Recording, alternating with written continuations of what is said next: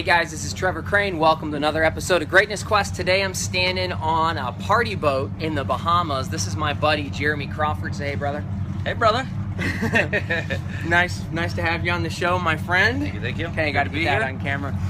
So tell me, let me go. I want to show them the party boat here. What's the name of your party boat? It is the Supreme One Reef Snorkel Sandbar Party Boats. Supreme One, the Reef Snorkel Sandbar Party Boat. Look at that. I see. I was over here looking at where we're gonna shoot our show. Here, walk over here. I think this is kind of cool because so all you do is get people drunk all day and take them to the beach. Well, that's a short version of what we do. I like all those signs in the background. It's like party. Are kids allowed on board or no? Kids not allowed. All right. That's just some people want to get a little crazy sometimes. So Okay. we try to keep it adults.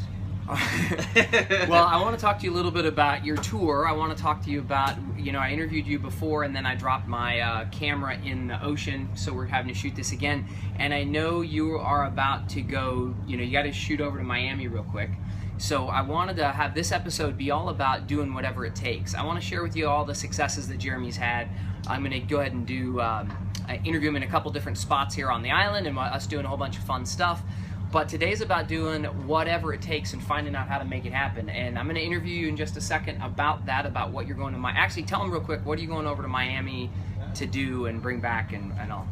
Well, I've got a double-decker snorkel party boat that I'm working on to bring back, and hopefully a couple days after that, I should be bringing it back, and it should be bigger and better than this one. All right, and I know you've had some challenges, so you thought you'd get that thing in the water about how long ago? Listen, it's not all fun and sunshine in the Bahamas. You got to actually work a little bit too. So, yeah. So how many months though? Did you plan on? You bought this boat. You plan on bringing it over. How long ago was that? 5 months ago. So 5 months ago. So what you're going to find out here in just a second is a little bit about the challenges that he currently has, and some of the challenges he's overcome as a business owner to go ahead and make sure he can still be a success. Because as much as this is pretty cool. I mean, we're sitting here in the harbor, in Great Harbor Island, and you look at it and it looks like he lives in paradise, which he totally does, but he's still got to work his ass off and find a way to do whatever it takes, which is what today's show is all about, as far as all the hats this cat's got to wear to go ahead and overcome all the challenges. And I'm going to interview you more in a little bit. I know you're about to check off here, so check out here. Is this your boat or is this someone else's boat? This is somebody else's boat. All right, this is someone else's boat, so we're going to go ahead and I think you're fueling up. And yes. that's one of the challenges right there, was he just replaced an engine. Broken engine. Right.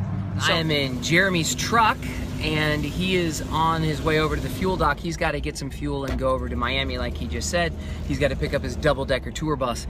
And today is about doing whatever it takes. I had a great idea to just shoot this really awesome video with my buddy out on his boat, partying on watching snorkeling and everybody partying, having a good time on his boat, which I'll probably capture some on this show. But what's kind of cool is I figured I'd rather share with you all of the challenges this guy's gone through and how he's done it time and time again to create success. I think this is the third tour operation that he's set up in different islands in the Caribbean, and this is one that's in the Bahamas. It's in the Berry Islands. It's called actually he serves several cruise ships that come into town. And a lot of people think it's quite a glamorous business. And a lot of people who start businesses think, oh my gosh, it's gonna be great. They plan their business with this great intention of what it's gonna be. They're like, oh my gosh, we're gonna make millions of dollars, and we're gonna have all this fun. But then you get stuck with all these challenges in between. And Jeremy, he has had a lot of challenges, and I wanted to share some of those and how he's actually, his mindset, which is key, on how he overcomes them. And so, I met Jeremy, I think it was 18 years ago, and I was actually working as a scuba instructor out here in the islands. I actually lived right near here on one of the islands as a scuba instructor, and I worked for Royal Caribbean Cruise Lines at the time, and that's where I met Jeremy. He actually stayed with the cruise line for a long time. I stayed there for about 2 years, and then started my own water sports and tour operation business in Naples, Florida, out of the Ritz-Carlton in Naples. So I started a water sports business there that expanded, and I had some pretty good success. Jeremy has actually built a business in Haiti. He's had another business here in the Bahamas, and this is his third business, like I said, that's actually been successful. But what's really great is that a lot of the divers, because we live out here in paradise, right? And a lot of people would say, you know, they had great ideas for businesses, but you know, there's a big difference between ideas and actually follow through. And Jeremy has demonstrated follow through. And I'll give you a quick example. I see that he's pulled up here at the fuel dock. Jeremy actually, a lot of people say, oh, I'm gonna live, wouldn't it be great to live on a sailboat, sail around the world? Well, Jeremy didn't just decide to do that. He decided to build a catamaran, build a catamaran in South Africa. What's going on, brother? I want to hear it. I gotta go get some fishing poles. I forgot my fishing poles when I come back with the big boat. Oh, so we gotta drive over there and get fishing poles? Let's do it. All right, so there's the fuel dock there. We're gonna, I guess this guy, they're fueling up. So why are we now jumping in the truck? Woo! To go back to your place. We're running. We're fueling up. We're heading back. We're gonna get some fishing poles. We're gonna cook up the big fish today. All right, so because you're heading over and you've got how long is the transit from here back to Miami? Well, trolling, we're gonna do about 7 to 8 knots, so it's gonna take us probably about 20 hours to get back. So instead of sitting there just looking at each other, because you got like 5 sweaty guys on that boat. Might as well be catching some fish. All right, so you're gonna be fishing. All right, so you guys are watching Greatness Quest. We're gonna be back here in just a little bit. I'm gonna talk to you more about Jeremy and some of the challenges he's gone through and how everybody's got to figure out to do what it's gonna take. And we're gonna talk about a little mindset here as well. Hey guys, you're watching Greatness Quest. Again, I'm here with Jeremy Crawford. We are in the Berry Islands in the Bahamas, and I was just telling you a little bit of story about how Jeremy was able to not just take an idea, but follow through on an idea multiple times. Like I was going to tell him how you built that boat in South Africa and sailed it back. So tell him just a little bit about that, because I want to tell him how cool you are before I tell him all the challenges you've encountered. I've always wanted to sail around the world, and had an opportunity to build a boat in South Africa and sail it a third of the way around the world. So I know that's a dream and a goal of a lot of people, and I was fortunate working with the cruise lines to be able to be in a position and have the money to be able to do that. So. Now, you said you had an opportunity. Everybody's got the damn opportunity. You actually pulled out your pocketbook and you spent money on building a boat. I mean, you had the opportunity. It's not like somebody came up and said, hey, Jeremy, we had this great idea. We would love to give you a boat and let you sail around the world. So I made the opportunity. Right. Yeah. How many divers did you end up working with when you were working with Royal Caribbean? And like hundreds? How many guys? Oh, yeah. Yeah? Oh, hundreds of divers. And how many thought that it was a great idea or sat around with beers and talked about, yeah, let's go ahead and we'll get a sailboat, man. We'll sail from here to there. We'll live on the Bahamas. We'll start a business. What's the percentage of people that actually follow through with any of that stuff? Divers are probably a better percentage than the average people, because we kind of live adventurous life and do a lot of fun stuff. So they're probably a little bit higher percentage, but still, in the grand scheme of things, not a high percentage. Well over 90% did not follow through on their dreams of like building a business in paradise or building a boat in South Africa. And I'm actually curious how many setbacks you had on building that boat in South Africa and then coming over. I had a million setbacks. I guess what clued it in for me is that I knew what I wanted. I knew how to get it. I knew right off the bat there would be lots of roadblocks there, but I guess my definitive thing was, I don't care what it's going to take. I'm going to push through, and I'm going to accomplish this no matter what it takes. And that, for me, I had already accomplished my goal. So now it's all about just doing the day-to-day things to finally get me there. So you decided at the outset that you were gonna make it happen, knowing that you're gonna get a ton of challenges along the way. And just describe one big challenge that you had just on the sail. So let's imagine that you built the boat. Just imagine just give one quick story about a challenge you had along the way. We lost steering 800 miles from shore. Luckily, this is a true story. 800 miles from between Fernando de Noronha in Brazil and Ascension Island out in the middle of the South Atlantic. Woke up in the middle of the night. Crew member said, "Hey, I think we have a big problem," which is the last thing you want to hear at 1-2 o'clock in the morning. And he could take the steering wheel and spin it. We had no steering. Luckily, I spent a little bit of extra money to have an emergency tiller arm put on the boat, so I was able to at least steer the boat with the big bar, basically, for a couple days. 800 miles from shore. So just to give that, can you see land from that? No. about how far away can you be and still see land when you're on the water? 15, 20 miles probably. 15, 20 miles. All right. So you can imagine how freaky deaky that was. And you're off the coast of, it's not like you can just go into 7-Eleven and whatnot, or go pull into the States. You're off the, what's the closest country right there? Brazil, probably. Okay, I want to give you guys just a view of where he lives. He lives down in this is the beach villas. Pretty cool. That's his villa right there. Hopefully you saw the number, so you can go, knock on his door if you ever make it over here. We're in Great Harbor Island, by the way. And my wife, my daughter, and I are staying here, and I actually have a group of business owners, a small group of business owners that I work with personally that I'm inviting over for a mastermind retreat where we're going to be on this beach and do some of the fun water sports stuff that I've gotten the opportunity to do over the years, and that I'm now introducing to my daughter and wife. And every day that we come out here to the beach, it looks different. So I just thought this would be cool to show you. That is his backyard. And so I've been out there every day with my daughter swimming and snorkeling. She's got her mermaid tail she's been having fun with. We also did a whole day on his boat going around to some of the islands and cool places, and fun stuff yesterday, swimming and spearfishing and going after lobsters. So Jeremy has gone through a lot, and I think our experiences define who we are. What's really cool about when I interview entrepreneurs is I'm always trying to find out not just what's this glamorous, awesome thing that they've accomplished, but I want to know what the challenges are. Talk a little bit about mindset as well, as far as all the BS that people have to go through to get the job done. Grant Cardone talks about this all the time, right? Because we're on Grant Cardone TV. You should set 10x bigger goals, right? And that you should expect and anticipate 10 times the challenges that are going to come up, that new problems are something you actually want, and then you got to be willing to take 10 times more action to go ahead and make your dreams come true, to go ahead and fulfill on your dreams and your promises. Well, somebody decided that Trevor, the videotaping slow driving guy, should not be driving right now. I mean, we're sitting here in this island paradise, but you're running and running and running, working your ass off here. You've been here for about 1.5 years, right? Over 2 years. And let me ask you, have you gotten 10 times more challenges? I know that we always plan for it, but would you say that you've had 10x the challenges? At least. At least. Because I asked you about your boat that you're bringing over. You got this great double-decker tour boat that you're anticipating can hold 80-plus people. And you planned on having that in the water within, what, a month of buying it? 2 months of buying it? Yeah. Within, a month or two. Within a month or two, and instead, it's been 5 months that you're still harassed with it.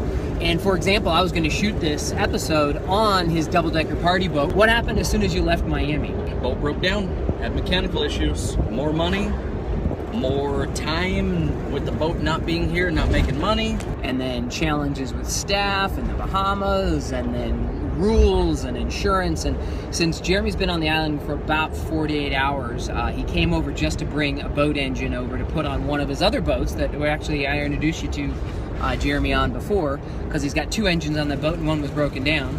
He spent 48 hours here just basically hustling the entire time. Actually, we did go out and play for a good 18 hours yesterday on the water, or whatever, we're 12 hours on the water. But it's just challenge after challenge. And somebody asked you just recently what your job description was. Like, what do you do? Tell them that. I wear many, many different hats. On this small island, it's hard to find people that specialize in these things, hard to find a good mechanics, hard to find a good electrician, it's hard to find all this stuff. So I guess my experiences with Royal Caribbean and other stuff that I've done, kind of had a chance to dabble in many of those different things. So I've kind of had to keep operation going by jumping in and being all those different things, wearing the many different hats. Well, So and you said actually that your your job was problem solver, that you wake up in the morning and that you start solving problems. Like because that's all you're doing, whether it's staff or engines or boats or tour, or whatever you got, you're a problem solver from the beginning of the day to the end of the day. That's it. We're just talking about what it's going to take you to be successful in your business. Jeremy here and I are going to take a quick break. Hey guys, welcome back. You're watching Greatness Quest. Right there is the boat that Jeremy's gonna be taking over from the Bahamas to Miami to pick up, or Fort Lauderdale, whichever he's pulling into, to pick up his party boat and do the rest of the the work to it. Talk to me about mindset. Like, what mindset do you think you have, brother, that's different from the average guy or gal that you worked with? Because you worked with a bunch of people. Let me go ahead and do it this way so they can see the background here. That you worked with and did not follow through on their dreams. You know, what is it that gave you the balls or the courage to go ahead and do whatever it takes? And think that you could, because like this was just a dream. I guess I would have to say, you know, nothing comes easy. You've got to work. You've got to work for whatever you want. Especially, you know, when you've got challenges. You know, you keep getting knocked down, and you got to get back up. I mean, I don't know. I guess where I differ from a lot of people is, you know, the first few hurdles that somebody, you know, is presented with, the first few challenges, you know, they throw their hands up in the air and they say, you know, it's too tough, or I wasn't meant to do this, or this wasn't meant for me, or whatever. I guess I already know there's going to be challenges, and it's just dealing with it. It's just problem solving and just knowing, hey, listen, I got to deal with this for a little bit. I'm going to get over these hurdles, and you know, most likely things are going to be better after that. So what's kind of cool is when Jeremy was on his way over here, and actually I found out that he was going to join us on the island, because I wasn't even sure he was going to be with us at all because he was dealing with all the challenges. What stands out to me is your attitude around the whole thing, that you're still like laughing, even though you're having challenges. In fact, like you get back from a meeting where somebody's complaining about something or whining about something or whatever, and you still have a smile on your face, and you're still saying, like, you know, and you're still that laugh. Like, what is it that why does that not get you down? Because a lot of people, like you said, will go ahead and just quit, give up, and bitch and moan and complain. And I know you can bitch, but that's not where you focus. So where did that come from? Because you're just laid back about it. You're like, well, and this is key, because we've just gone out. I mean, he showed up frantic, not frantic, but like major time constraint to go ahead and get your boats running. Yep. It's costing you thousands of dollars a day to have these different challenges going on. And you're the first thing, hey brother, we had a big hug. You, in like a cool way, not a weird way. And then he went ahead and he planned our next day. He said, let's go out to the islands and just have fun. So where is that coming from? Like I said, you know, you take your knocks. The show goes, you know, the show goes on. You got to do what you got to do to keep the operation going. You know what I mean? I could be bummed. I could be, you know, kicking myself that there's some down days and there's, you know, challenges and all this other stuff. Or I can look at it as part of the job, part of the operation out here. Did you grow up with like, did your dad get this from your dad or something? That, you know, it's, I mean, definitely what? not. All right. Definitely not. Did something happen in your life where you got your dick knocked in the dirt and you're like, and then everything, you started smelling like roses or something? Like, what created the belief that it's cool, like you can figure it out? And because there's two things. One is that you can solve the problem. Yeah. The belief that you can, no matter what it is. Like, it's not can I solve the problem, it's how can I solve the problem? Like that one key word. I know what it was. Mm-hmm. I know exactly the points in time that it was. And what it was I've done some pretty interesting things in my life. I've done some, you know, some interesting things that at the time I didn't believe that I could do it, or I didn't think that I could accomplish these things. And after I had done these things, I began to realize that, you know what? Whatever I put my head into, whatever I focus on and I go for 100%, I can make happen. Well, it sounded like there was a specific time. Was there something specific that came up? There was 3 specific things. All right. Give the first one. Give the most. I'm not sure how much time we got. Just give the most powerful one, whatever you think is. Sailing. I mean, the whole sailboat thing. That was a powerful one for me. I mean, you know, as a kid, you know, you're thinking, hey, I want to sail around the world. It sounds like a beautiful dream and all this other stuff. Have a sailboat and sail off in the sunset and all this other stuff. But once you do that, you begin to realize, wait a second, this can actually happen. You know what I mean? I mean, yeah, it's not without its challenges, but you set your minds to something. Got it. So the fact that you actually had that dream, yep, and then followed through all the challenges to make it happen, and all the things you had to think through to make sure you didn't die, and make sure, because on this trip, that's a big open ocean trip, from continent to continent.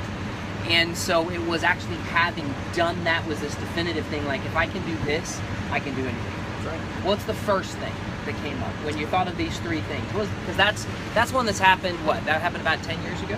When did you do that? That was back in 2004, so 11 years ago. 11 years ago? Yep. Okay.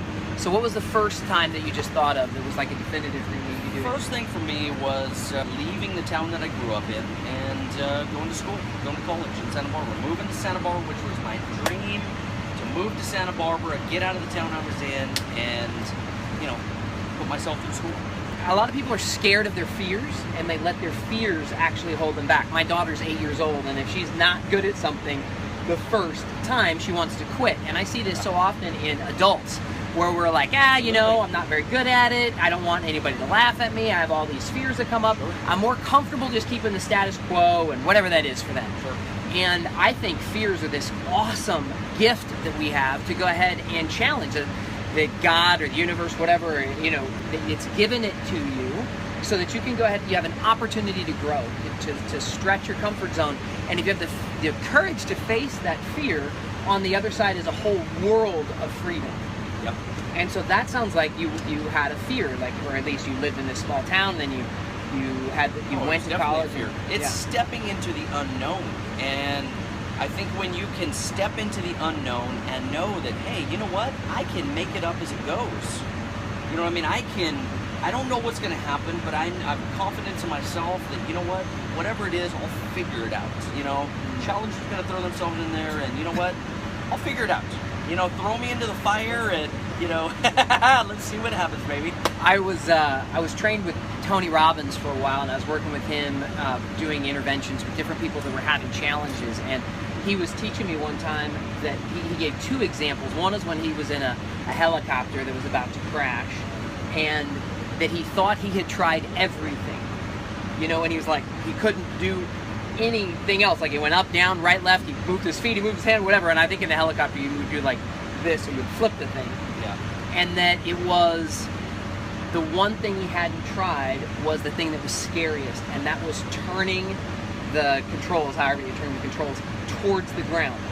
That he had to power towards the ground, towards his fear, was what helped the helicopter actually get into control. Whoa. And, well, yeah, that's scary. and he actually then told, and he had a belief that was very similar. He said that anytime he does an intervention, if someone stands up in a seminar and they'll say they've been raped or they're suicidal, that no matter what happens, people stand up, and he believes that no matter what their issue is, that he can help them and he can solve the problem. Like, it's done. Whatever their issue is, he believes it's done. So now he can let go of how it happens. He has no idea, like you just said, he has no idea of how it's going to happen. But now he can just kind of enjoy the ride. He knows he's committed to making the result happen. So he'll go ahead and just work with them and do whatever it takes to help create the positive result. So he can actually enjoy the process and seeing how it works out. Because he has no idea how it's going to work out. There's all these unknown things. Tell me about that third thing. You said there were three things that were definitive moments in your life. What was that third one? Is it a similar face your fear? The third thing was more of a personal thing. Free diving. I've always wanted to be good at free diving, and tell everybody what free diving is. Free diving is snorkeling on some steroids, so to speak. You're snorkeling, take a breath of air, and dive down underneath the water.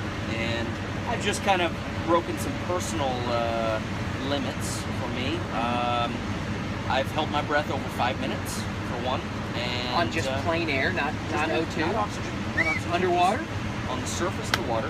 Whoa! Building up to being able to dive deep, and my personal best, which there's lots of people that can do a lot better, but 127 foot. 127 foot down. Getting down is not the hard part. It's getting back to the surface alive.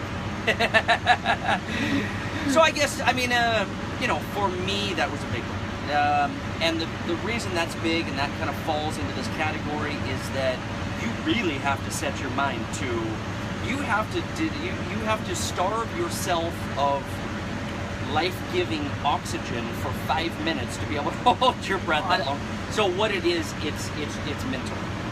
That's 95% mental. Well, in a 127-foot dive, you're not down for 5 minutes.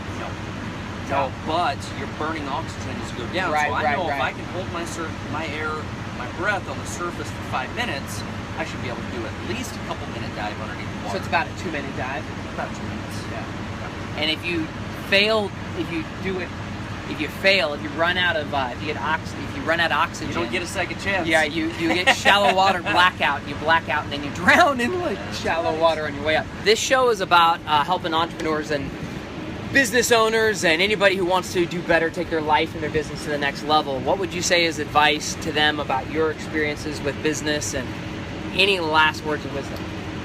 Figure out what it is you want to do and go for it. Don't get discouraged about, challenges that are going to arise.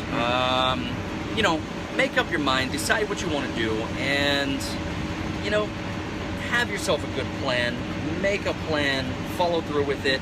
The plan is going to change along the way, so you got to be prepared for that also. All you got to do is, do the best you can. Build yourself a roadmap. You got to know where you're starting. You got to know where you're ending. The middle, kind of a gray area, you kind of make that up as you go along. But if you have enough determination, and you decide, I don't care what it takes, nothing is going to stand in my way, you will accomplish goals. All right, so I got do it. There's a lot of stuff, so I got to break it down into 3 things here. So let me see. The first one is decide what you want. Decide what you want. Okay, then you're going to have to, as much as you need a plan, which is great to have a plan, you know that's going to vary, so be flexible when that comes up or whatever, because the roadmap is going to be different, and then just stay consistent and committed and do whatever it takes to make it happen. Absolutely. All right, so that's Jeremy Crawford telling you how to make it happen, whatever you want in your business and your life. See you next week on Greatness Quest. Let's just talk real quick, because this is kind of cool. Nobody has sailed from South Africa to the States. I mean, somebody has. But nobody that you know. But I mean, very few people. Yeah. Put it on the account. I'll take a beer. And I'm on my way to the fuel dock. He's got to fuel up and take his truck, go back over to Miami and pick up the engine that he's gonna Day I was taking it across the lake to get it out of the water. The guy that owned the boat I was getting it from got a call from his next door neighbor that said, you had better get back to the house as soon as possible. You've got 10 federal agents at your house right now, scouring through your house, and they've got your wife in handcuffs. So we tied the boat up on some random dock and went back to the house. There were IRS agents, DEA agents, and FBI. So they were doing a full investigation on this guy. For what? And for all kinds of...